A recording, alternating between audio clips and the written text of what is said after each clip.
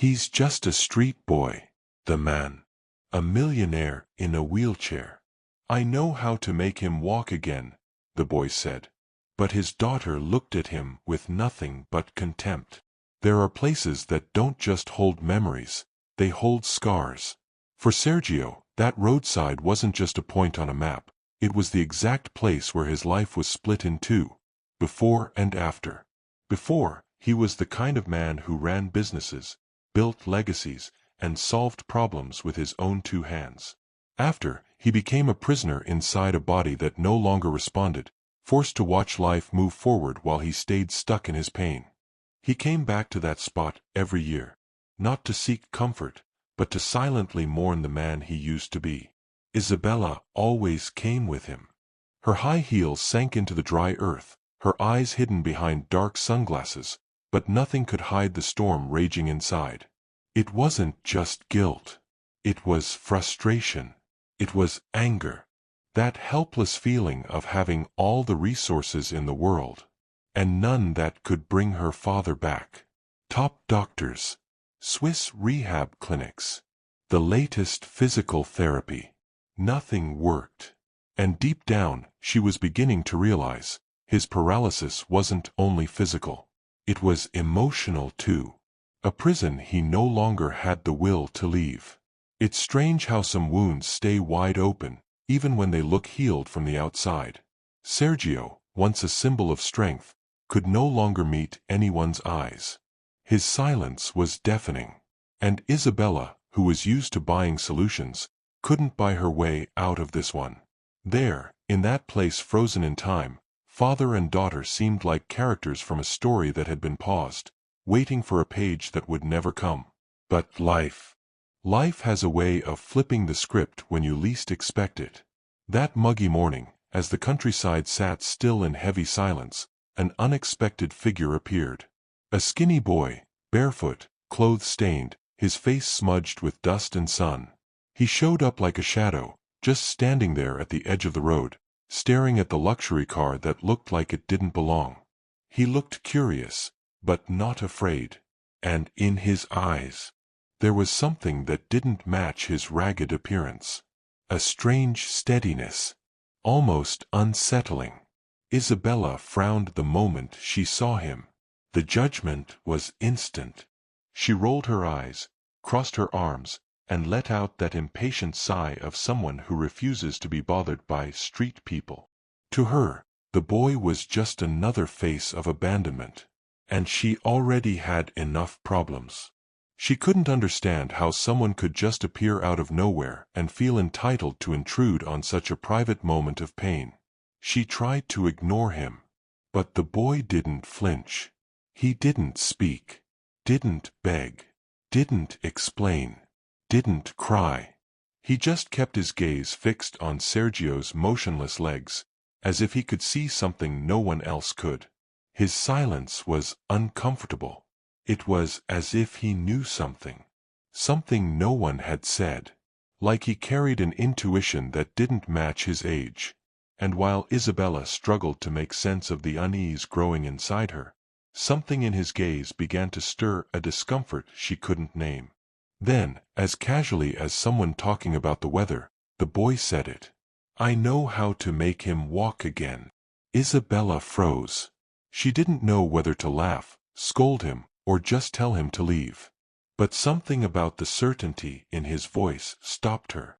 Sergio remained still, but a faint twitch at the corner of his mouth betrayed that he had heard too, and that it had caught his attention. That's when the boy, Davi, began to explain. He spoke about a muscle called the piriformis, small and hidden deep inside the pelvis, and how, in rare cases, it could compress the sciatic nerve enough to cause a kind of functional paralysis. Sometimes it's not the spinal cord, he said. Sometimes it's just a muscle, locked in place.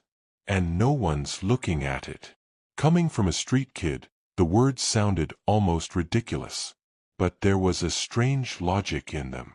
A quiet clarity.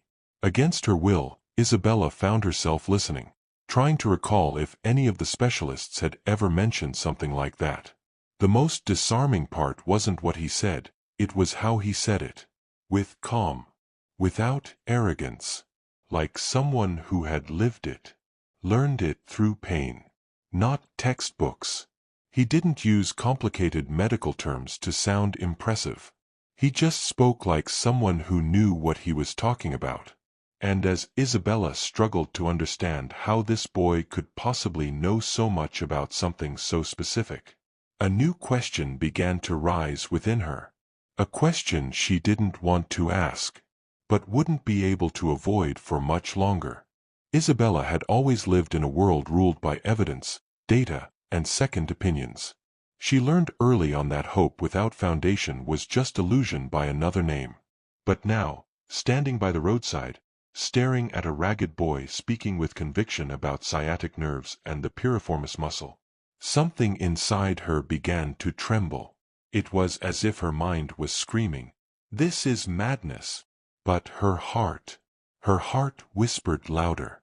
For the first time in a very long time, she didn't know which voice to follow. Sergio, who usually spent their annual visit in absolute silence, surprised even himself. He leaned forward slightly, turned his face toward the boy, and for a fleeting moment, which felt like forever, a spark flickered in his tired eyes. Yes, it was curiosity, but also something else. Hope. That flame he had buried deep beneath layers of pain and resignation. Isabella saw it, and it disarmed her completely. Nothing had moved her father in years, until now. The decision didn't come from reason, or logic, or analysis. It came from impulse, almost reflex. Without fully understanding what she was doing, Isabella opened the back door of the car and spoke in a firm, low voice. "Get in." She didn't look at the boy. She didn't ask her father. She simply made the choice. And in that single gesture, full of contradictions, she opened more than just the car door. She opened the road that would change everything they thought they knew. Dr. Arendt's office smelled of mint, alcohol, and authority. The walls were covered in framed diplomas, squeezed between photos with international experts. It was a temple of science. A place where the improbable had no place. Isabella, torn between reason and the strange impulse that brought her there, introduced the boy like someone presenting an absurd idea she couldn't quite shake from her chest. The doctor smirked with disbelief before the boy had even said a word. But Davi wasn't intimidated. He sat upright, folded his hands, and began to speak with the calm of an old sage walking through a storm. He explained the nerve compression, cited rarely diagnosed cases, and even mentioned release techniques he had learned from watching an old street healer. Dr. Arendts interrupted with thinly veiled contempt. "That's a fairy tale, not physiotherapy." The room grew heavy. But Davi didn't flinch. He simply looked straight into the doctor's eyes, as if saying, "Experience is knowledge, too." That's when Isabella, who had remained silent until then, raised her voice. "With all due respect, doctor, my father hasn't reacted to anything in years. Today, he did." There was strength in her words, but also the deep fragility of someone clinging to the only flame they've seen in the dark. It wasn't about believing the boy. It was about not being able to live another day inside the hopelessness. And as everyone turned to look at her, a new battle quietly formed on the horizon. Davi began the treatment without fanfare, no gloves, no lab coat. Just the steady hands of someone who knew exactly what he was doing. He positioned Sergio on the exam table with care and precision. His fingers searched for key points in the pelvic muscles, pressing with the sensitivity of someone reading a body like an ancient map. The room was thick with silence, broken only by occasional sighs of discomfort or surprise. The technique was unconventional, but it worked. Dr. Arendts, arms crossed, watched with a mix of unease and growing curiosity. Slowly, his skepticism gave way to respect. What he saw wasn't guesswork. It wasn't quackery. It was biomechanics, pure and masterfully applied. Davi's precision in identifying tension and relieving it almost instantly. began to challenge everything the doctor thought he knew. For the first time, he set aside theory to listen to what practice had to say. But perhaps the most astonishing thing wasn't the physical reaction. It was something in Sergio's eyes. A glimmer, a quiet shock, as if he couldn't believe what he was feeling. From across the room, Isabella watched, tears building, though none dared fall. It was like watching her father's soul return, inch by inch, along with the motion in his body. In that room full of transformation, no one had to say a word. They all knew. Something much greater had just begun. That afternoon's session seemed like the others. But something in the air had shifted. Davi was focused, silent, as if in prayer, feeling each fiber beneath his fingertips. The massage was firm, deep, yet incredibly precise. As though he had mapped Sergio's body by instinct. The room felt smaller. Time itself seemed to hold its breath. For what was about to happen? Even Arentz, so used to clinical predictability, found himself holding his breath without realizing. Then it happened. So subtle, it could have gone unnoticed. If it hadn't been so utterly impossible. Sergio's foot moved. A tiny spasm, quick as lightning, but completely real. In 5 years of failed treatments and shattered hopes, nothing had come close to this. Sergio's eyes flew open, like someone waking from an inner coma. A chill ran down Isabella's spine as she stepped forward, trembling. "Dad, did you feel that?" she whispered, her voice choked. The silence broke, not with words, but with a stifled sob. Isabella was crying, not from sadness, but from the overwhelming relief of a soul that had waited too long. Dr. Arentz stood pale. What he had witnessed fit in no theory, no textbook, no peer-reviewed article. It was a break in logic, a silent earthquake in the fortress of his certainty. He said nothing. He only looked at Davi with a quiet, almost reverent respect. And right there, in that still room, science and the unexplainable met face to face. For the very first time. After the session, once the emotions began to settle, Isabella could no longer hold back the question that had been eating away at her inside. "Who are you, Davi?" She didn't ask with suspicion, but with wonder. The kind of wonder that rises when someone shatters every expectation. The boy smiled simply, without pride. He sat on the edge of the treatment table and began to speak. His voice carried a calmness far older than he looked. He said he learned everything from his grandfather, a man from the countryside who healed with his hands and time. He used to say the body speaks before the mouth does, and every pain has a root medicine can't always see.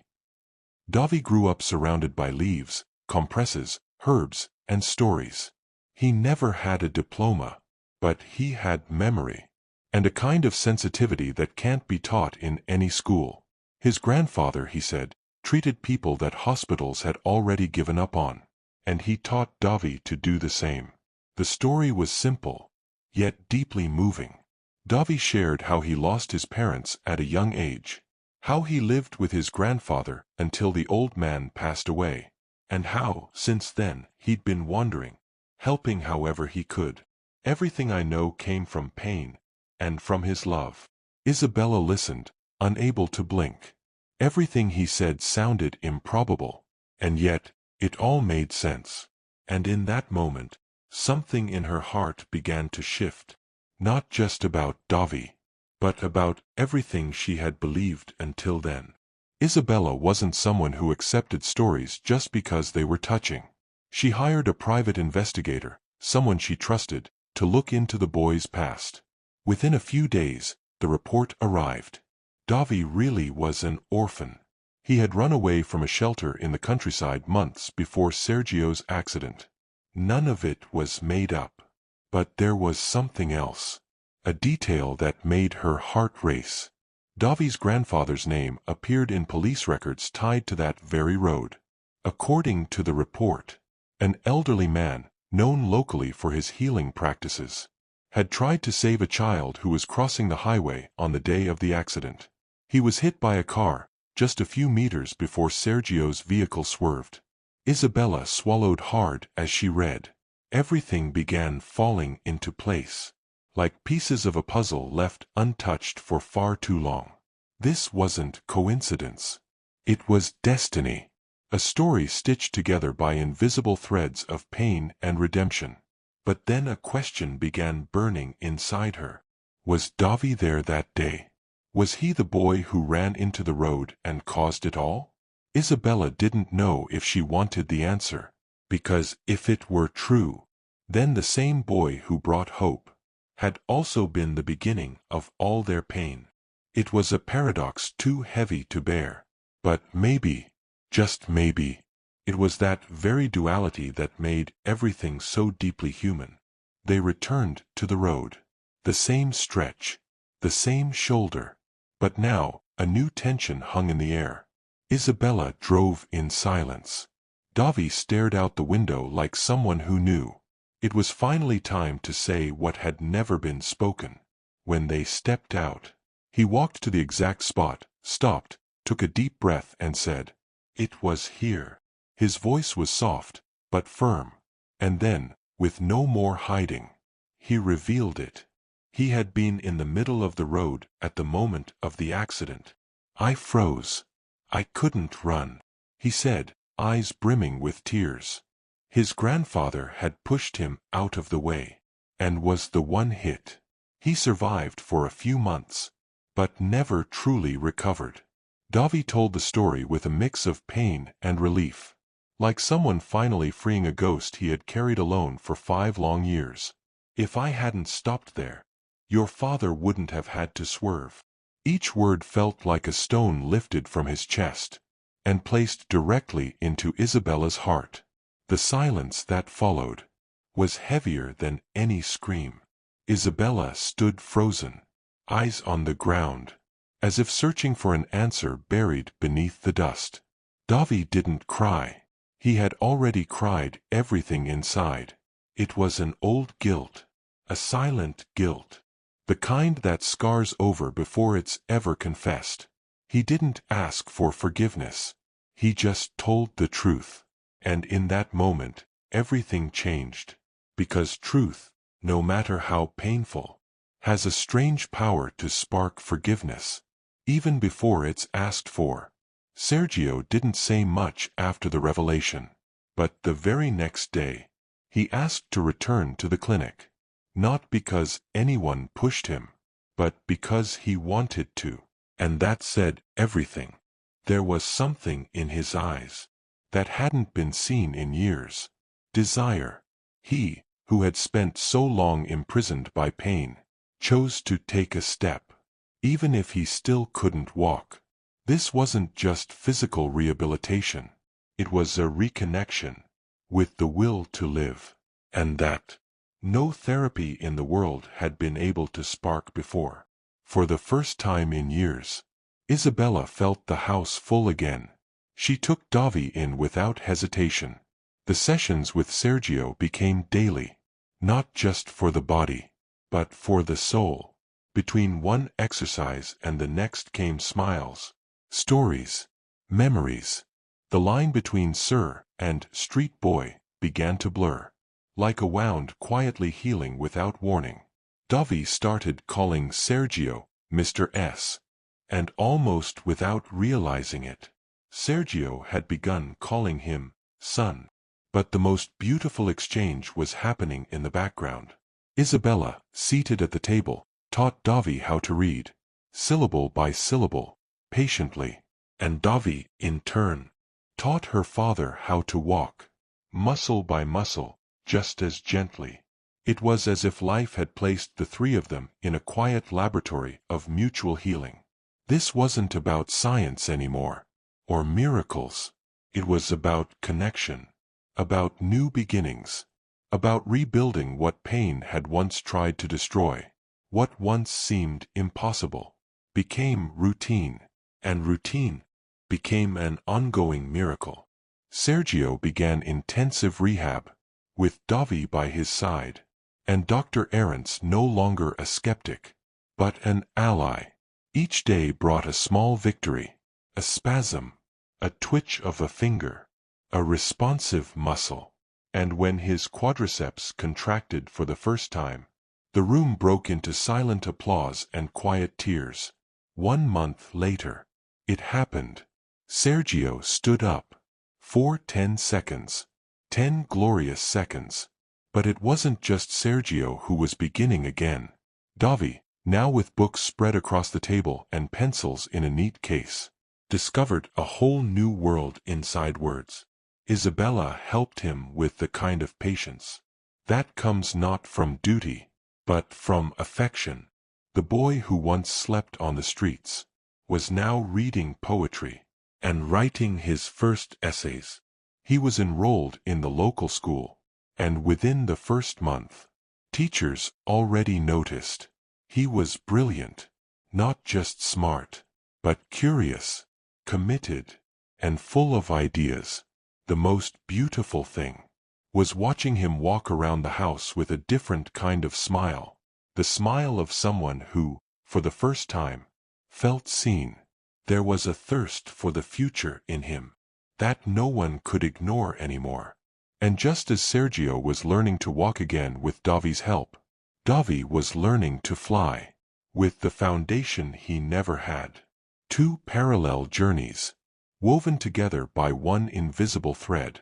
Healing and life, in its quiet irony, was showing them all that sometimes what feels like the end is actually just the beginning.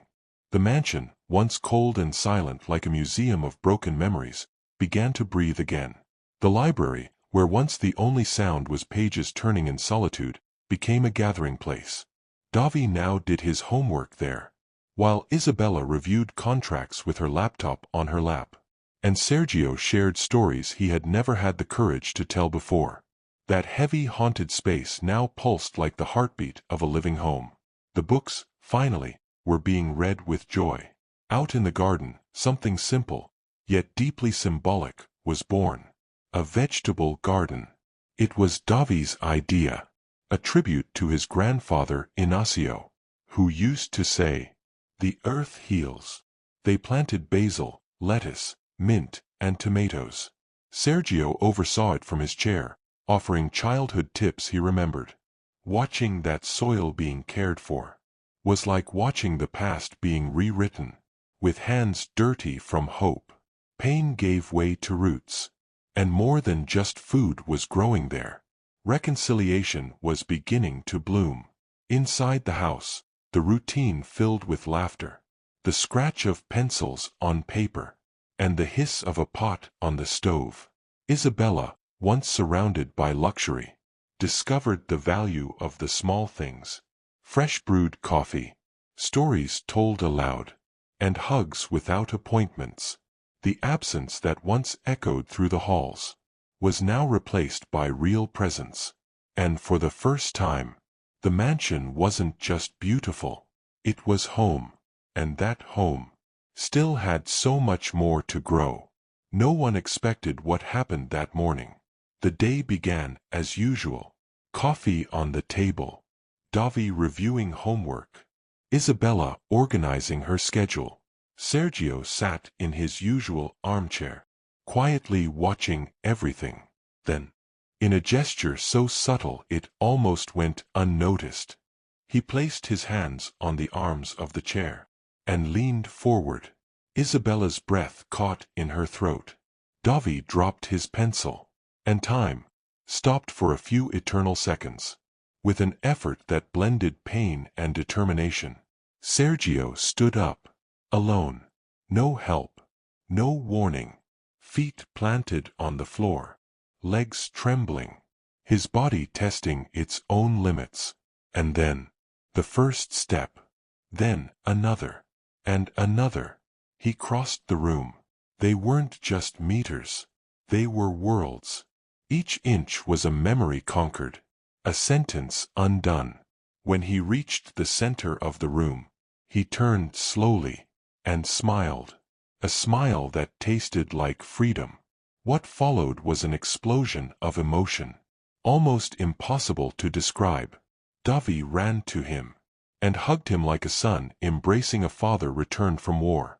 Isabella cried in silence, hands over her face, letting 5 years of pain pour through her fingers. Even Dr. Arentz, who had come by to deliver some documents, stood still, eyes filled with tears. That walk wasn't just a medical triumph. It was proof that the impossible had only been waiting for someone brave enough to take the first step. That walk wasn't just personal victory. It planted a seed in Sergio's heart. A few days later, he gathered everyone in the very room where he had learned to walk again, and made an announcement no one expected. "We're going to start an institute in your grandfather's name, Davy." The silence that followed was filled with reverence. The man who spent 5 years imprisoned by pain now spoke with the conviction of someone reborn. And what he wanted was not just to move forward, but to take others with him. The name would be Instituto Inácio da Silva, a rehabilitation center that would combine the best of modern medicine with the ancestral and practical wisdom that had saved his life. "There is wisdom in the people," Sergio said, voice steady, "and truth in hands that heal without white coats." The mission was clear: to make Davy's gift accessible, to train therapists, to give dignity to those who never had access to proper treatment. It would not be just a place for physical healing.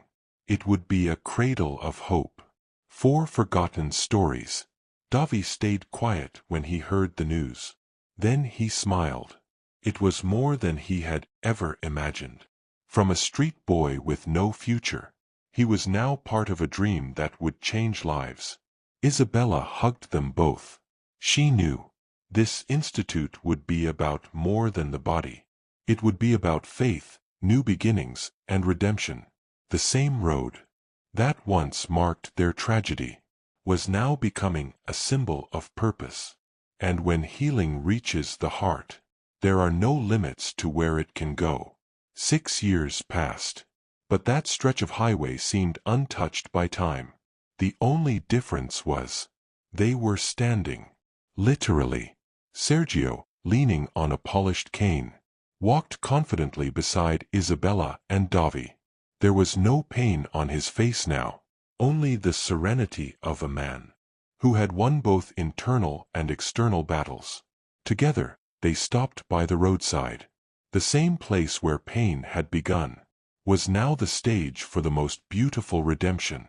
Before them, firmly planted in the ground with elegance and purpose, stood the new sign: Instituto Inácio da Silva, rehabilitation for the body, healing for the soul. And beneath the name, a phrase chosen by Davy himself: "Hope has muscles too." Isabella squeezed his hand tightly. Sergio removed his hat in silent respect for the grandfather he had never known, but who had changed his life. The road now meant something else entirely. It was no longer a place of loss, but a landmark of rebirth. Davy said nothing. He simply let the tears fall, unashamed. Tears that once came from guilt now flowed from honor. He looked up at the sky, smiled, and whispered, "We did it, Grandpa." And in that moment, it became clear. This story wasn't about an accident, or about a boy, or a father. It was about a broken cycle, a healed wound, a life that, though scarred, chose to bloom again.